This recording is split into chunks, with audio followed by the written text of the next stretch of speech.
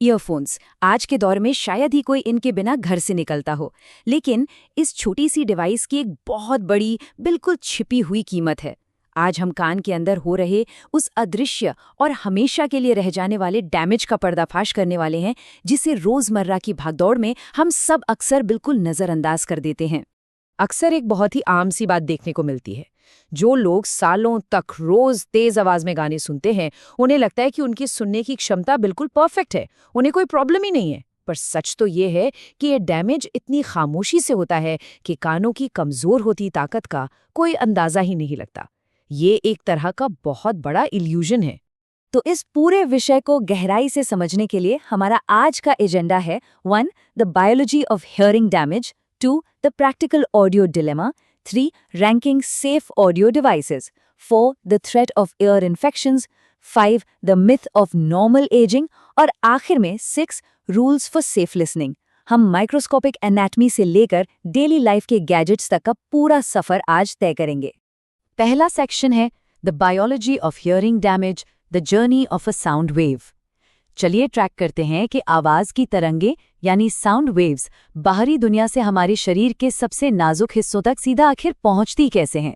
कोई भी sound wave शरीर के अंदर एक बेहद सटीक फिक्स रास्ता अपनाती है। बाहरी हिस्से, जिसे पिन्ना कहते हैं, वहां से शुरू होकर आवाज ईयर कैनाल के जरिए अंदर जाती है। फिर ये ब्लड सप्लाई से भरपूर ईयर ड्रम यानी हमारे कान के पर्दे से टकराती है। वहां से ये 3 बहुत ही छोटी हड्डियों से गुजरते हुए आखिरकार एक फ्लूइड यानी तरल पदार्थ से भरे हुए हिस्से कोक्लिया तक पहुंचती है। अब यहाँ की फिजिक्स को समझने के लिए एक बहुत ही दिलचस्प उदाहरण लेते हैं। हवा में पैर हिलाने और एक पानी से भरे टैंक में पैर हिलाने के बीच का अंतर इमेजिन कीजिए। हवा में पैर हिलाना जितना आसान है ना, लेकिन पानी में उतनी ही तेजी से पैर हिलाने के लिए बहुत ज्यादा ताकत लगानी पड़ती है। बिल्कुल यही चीज इनर ईयर यानी कॉक्लिया के गाढ़े वातावरण के साथ होती है, जो हवा के मुकाबले बहुत ज्यादा घना होता है। तो कैच यहाँ पर यह है कि कान के बीच वाले हिस्से की उन 3 छोटी हड्डियों को आवाज की तरंगों की ताकत को पूरे 20 गुना बढ़ाना पड़ता है। जी हाँ, बिल्कुल सही सुना, पूरे 20 गुना। ऐसा इसलिए करना पड़ता है ताकि वो आवाज कॉक्लिया के उस गाढ़े तरल पदार्थ के अंदर तक पूरी ताकत से धकेली जा सके। अब जरा सोचिए, जब ये 20 गुना ज्यादा ताकतवर और एम्पलीफाई की गई आवाज की तरंगें कॉक्लिया के अंदर मौजूद माइक्रोस्कोपिक हेयर सेल्स, जिन्हें स्टीरियोसिलिया कहते हैं, उन पर पड़ती हैं तो क्या होता होगा। लगातार और तेज आवाज के कारण ये स्टीरियोसिलिया हमेशा के लिए मुड़ जाते हैं और इनमें सूजन आ जाती है। और सच कहूं तो सबसे डरावनी बात यह है कि फिलहाल दुनिया के किसी भी अस्पताल में इस डैमेज का कोई इलाज मौजूद ही नहीं है। एक बार डैमेज हो गया तो हो गया। अब आते हैं सेक्शन 2 पर, the practical audio dilemma, when quitting is not an option. ये आज के दौर की एक बहुत बड़ी रियल प्रॉब्लम है, जहां चाहकर भी ऑडियो डिवाइसेस का इस्तेमाल पूरी तरह से बंद नहीं किया जा सकता। इस बात को समझने के लिए रवि नाम के एक स्टूडेंट का केस देखते हैं। रवि की ऑनलाइन क्लासेस और स्टडी सेशंस घंटों घंटों तक चलते हैं। अब ऐसे में सिर्फ ये कह देना कि ईयरफोन्स का इस्तेमाल बंद कर दो बिल्कुल इम्प्रैक्टिकल है ना? इसीलिए पढ़ाई जारी रखने और कानों को बचाने के लिए एक डॉक्टर से प्रैक्टिकल सलाह लेने की नौबत आ गई, ताकि ऑडियो पर निर्भरता को किसी सेफ तरीके से मैनेज किया जा सके। तो अब देखते हैं section 3, ranking safe audio devices, the distance factor. Anatomy के आधार पर गैजेट्स की एक स्ट्रिक्ट मेडिकल रैंकिंग होती है। ईयरफोन्स या ईयरबड्स सबसे खराब माने जाते हैं क्योंकि ये सीधे ईयर कैनाल के अंदर होते हैं, मतलब ईयर ड्रम से इनकी दूरी लगभग 0 है।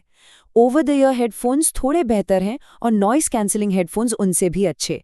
लेकिन जो सबसे बेहतरीन ऑप्शन है वो है रूम स्पीकर्स। क्यों? क्योंकि वहां कान के पर्दे और आवाज के सोर्स के बीच सबसे ज्यादा दूरी होती है। सीधा सा फंडा है, कानों की सुरक्षा पूरी तरह से इसी दूरी पर निर्भर करती है। लेकिन अगर स्पीकर का इस्तेमाल मुमकिन ही ना हो तो, जैसे कि रवि के केस में, जिसका घर एक बहुत ही बिजी सड़क के पास है, ऐसे में नॉइज कैंसलिंग हेडफोन्स बहुत काम आते हैं। ये हेडफोन्स डिस्ट्रक्टिव इंटरफेरेंस नाम के कमाल के फिजिक्स कॉन्सेप्ट का इस्तेमाल करते हैं। इनमें लगे माइक्रोफोन्स बाहर की आवाज को सुनते हैं और तुरंत उसके ठीक विपरीत यानी ऑपोजिट वेव पैदा करते हैं, जो बाहर के शोर को न्यूट्रलाइज कर देती है। साथ ही इनमें हाई डेंसिटी फोम होता है, जो बाहरी आवाज को ब्लॉक करता है। इसका सीधा सा रिजल्ट ये है कि बाहर के शोर को दबाने के लिए कभी भी वॉल्यूम को खतरनाक लेवल तक बढ़ाने की जरूरत ही महसूस नहीं होती। चलिए अब बढ़ते हैं सेक्शन 4 की तरफ, the threat of year infections, the silent secondary danger. Volume के अलावा एक और बहुत बड़ा रिस्क है जिस पर हम अक्सर बात ही नहीं करते। होता क्या है कि जब छोटे स्पीकर्स यानी ईयरबड्स को ईयर कैनाल में डाल लिया जाता है तो कान के अंदर हवा का जो एक नेचुरल फ्लो है वो पूरी तरह रुक जाता है। हवा ना जाने से कान अंदर से सूखने लगता है और कान में बनने वाला नेचुरल वैक्स, जिसका मेन काम ही बाहर से आने वाले हानिकारक बैक्टीरिया को फंसाना और रोकना होता है, वो अपना काम नहीं कर पाता। नतीजा, गंदे ईयरफोन्स से आने वाले बैक्टीरिया सीधे कान के अंदर पनपने लगते हैं। इस समस्या का स्केल सच में डराने वाला है। पूरे भारत में हर साल ओटाइटिस एक्सटर्ना के पूरे 1 करोड़ यानी 10 मिलियन मामले सामने आते हैं। इस बीमारी में बाहरी कान बुरी तरह सूज जाता है, लाल पड़ जाता है और भयंकर इन्फेक्शन हो जाता है। और इसका एक बहुत बड़ा कारण पता है क्या है? सिर्फ गंदे ईयरफोन्स का लगातार इस्तेमाल करना। अब आते हैं सेक्शन 5 पर, the myth of normal ageing, a stark warning. Doctor ने रवि की फैमिली को जो बताया वो हम सब के लिए एक बहुत बड़ा अलार्म है। जिस तरह अक्सर ये सोचा जाता है कि त्वचा पर गहरी झुर्रियां पड़ना बुढ़ापे का एक नॉर्मल हिस्सा है, जबकि असल में वो सूरज की अल्ट्रावायलेट किरणों से हुआ डैमेज होता है, बिल्कुल वैसे ही 45 या 50 साल की उम्र में गंभीर बहरापन आना कोई प्राकृतिक बुढ़ापा नहीं है। ये असल में हमारे पर्यावरण के शोर और डेली यूज वाले ऑडियो गैजेट्स का किया हुआ डैमेज है।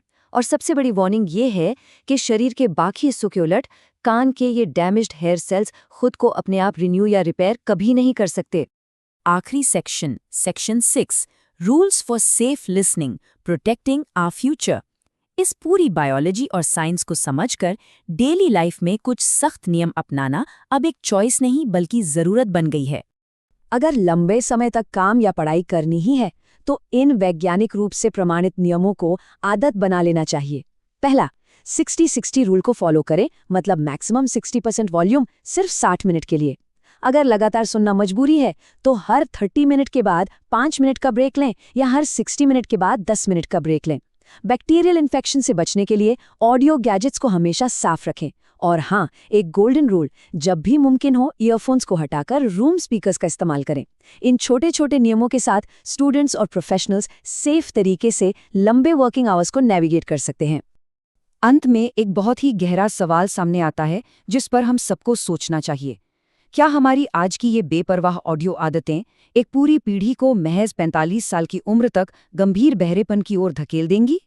ये पूरी तरह से आज के श्रोताओं पर निर्भर करता है कि वो अपनी आदतें बदलें, वरना कुछ ही दशकों में एक ऐसे व्यापक मेडिकल संकट का सामना करना पड़ेगा जिसे कभी पलटा नहीं जा सकेगा। चुनाव हमेशा हमारा होता है।